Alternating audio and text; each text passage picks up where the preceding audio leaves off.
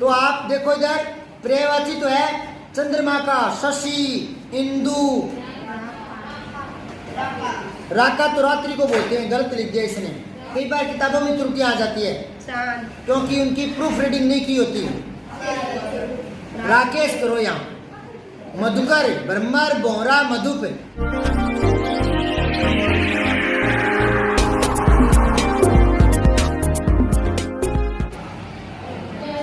अब सूरदास के पद के प्रश्न उत्तर देखो।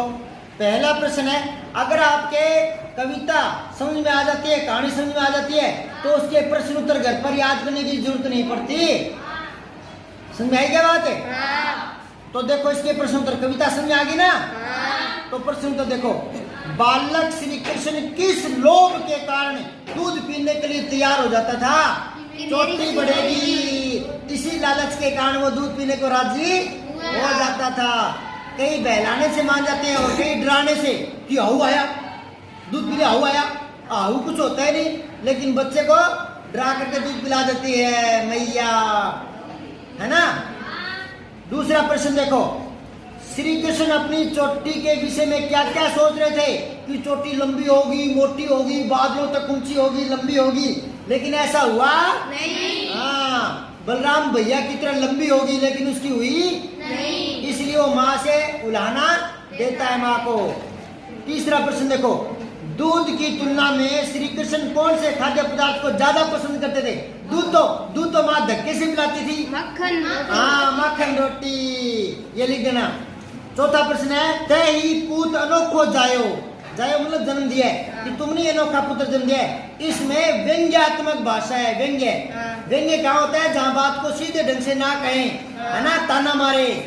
हाँ, तो कह रहे हैं, तय ही पूत अनोखो जायो, पंक्ति में ग्वालन के मन के कौन से भाव मुखरित हो रहे हैं? उल्हाना और व्यंग्य।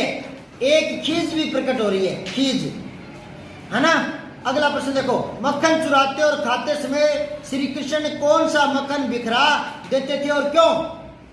वो मक्खन बिखरा देते थे जो खुद के खाने के बाद, दोस्तों को खिलाने के बाद बच जाता था, छोड़ता नहीं था वो। ये इस कांड की वो नटखट था।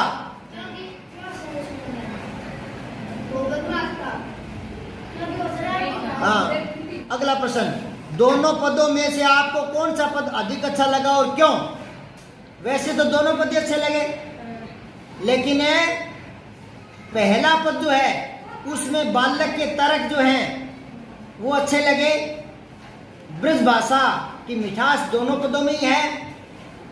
दूसरे पद में उल्हाना ज्यादा है ग्वालिन का, तो पहले पद में बालक के, नन्हे बालक के तर्क हैं।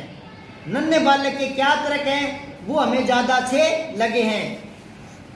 अब ये अनुमान और कल्पना के आधार पर बताने हैं, तो आप बताओ कि दूसरे पद को पढ़ करके, जो गोपी शिकायत लगा रही है ग्वालिन, उसको पढ़कर बताइए उस समय श्री कृष्ण की उम्र क्या रही होगी? 5-6 साल, 6-7 साल, लिख नहीं सकते, 20-25 साल। दूसरा ये कह रहे हैं, ऐसा हुआ हो कभी कि माँ के मना करने पर भी घर में उपलब्ध किसी स्वादिष्ट वस्तु को आपने चुपके बहुत खा लिया हो और चोरी पकड़े जाने पर कोई बहाना भी बनाया होगा कभी आपने, तो वो इस बहाने से तुलना करके लिखनी है। कभी ऐसा हुआ है आपने घर पर कोई स्वादिष्ट चीज, कोई सेव, कोई गुड़, कोई मिठाई कोई खाई है जो माँ के मना करने पर आपने चुपके से खाई हो? नहीं खाई? खाई तो है, बदमाश पढ़ते हो, बताते नहीं हो। तीसरा देखो, किसी ऐसी घटना के विषय में लिखिए जब किसी ने आपकी शिकायत की हो। मान लो किसी गुरुजी ने, मान लो किसी दोस्त ने, किसी पड़ोसी ने आपकी शिकायत आपकी माँ से की हो, तब आपके मन में क्या विचार आए होंगे, आप क्या सोचते हो, उसके बारे में लिखना है। कल लिख कर लाना, मैं चेक करूंगा किसने ढंग से लिखा है, और जो ढंग से नहीं लिख पाएगा तो मैं उसको सुधार कर सही करवा दूंगा। अब है भाषा की बात। श्री कृष्ण गोपियों का माखन चुरा कर खाते थे, इसलिए उन्हें माखन चुराने वाला भी कहा गया। माखन चुराने वाला, इतना लंबा उपवाक्य हो गया, माखन चुराने वाला। वो कह रहे इसके लिए एक शब्द लिख दो, माखन चोर। माखन चुराने वाले के लिए एक शब्द क्या है? माखन चोर। अब दूसरा प्रश्न है, श्री कृष्ण के लिए 5 पर्यायवाची शब्द लिखो। क्या क्या हो गए श्री कृष्ण के? माखन चोर, गिरिधर, क्योंकि गिरी होता है पहाड़, पहाड़ को धारण करना, गिरिधर, मुरलीधर, हरि, इसमें आया था नंद नंदन, बाल गोपाल। ठीक है, अब है तीसरा प्रश्न। कुछ शब्द परस्पर मिलते जुलते अर्थ वाले होते हैं, देखने में एक जैसे लगते हैं, उन्हें पर्यायवाची कहते हैं। मिलते जुलते कैसे? धरती, धरा, भूमि, पृथ्वी। ये कुछ विपरीत अर्थ वाले भी होते हैं। समानार्थी शब्द पर्यायवाची कहे जाते हैं और जो अलग अर्थ वाले उनको विपरीत अर्थ वाले विलोम शब्द कहते हैं। तो आप देखो इधर, पर्यायवाची तो है चंद्रमा का, शशि, इंदु, राका तो रात्रि को बोलते हैं, गलत लिख दिया इसने। कई बार किताबों में त्रुटियां आ जाती है क्योंकि उनकी प्रूफ रीडिंग नहीं की होती। राकेश करो यहाँ। मधुकर, ब्रह्मर, बोहरा, मधुप, सूर्य का, रवि, भानु, दिनकर। फिर विपरीतार्थक, दिन का रात, श्वेत का श्याम। देखो मैंने बताया था तत्सम का विलोम तत्सम होता है, तद्भव का तद्भव होता है। कैसे? श्वेत का श्याम और सफेद का काला। सफेद का विलोम काला, क्योंकि सफेद क्या है? तद्भव है, और श्वेत तत्सम है। जो संस्कृत वाले होते हैं वो तत्सम होते हैं। शीत का उष्ण, और शीत की जगह ठंडा लिख दो तो उष्ण का गर्म कर देना, गर्म का विलोम ठंडा, शीत का उष्ण। ठीक है, और दूसरी भाषा का हो तो उसका विलोम भी दूसरी भाषा में लिखना पड़ेगा।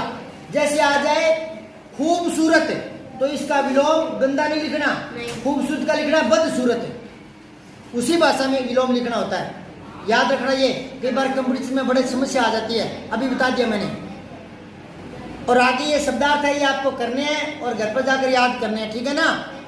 याद कैसे करोगे? बेनी चोटी चोटी बेनी, बेनी चोटी चोटी बेनी, बेनी चोटी बेनी चोटी बेनी चोटी, बार बार करोगे तो ये याद होता है, क्योंकि यहाँ सूत्र नहीं लगते। शब्दार्थ याद करने में सूत्र नहीं लगते, बार बार बोलना पड़ता है, वो याद हो जाते हैं। ठीक है, सब्सक्राइब करके बेल आइकन जरूर दबाएं।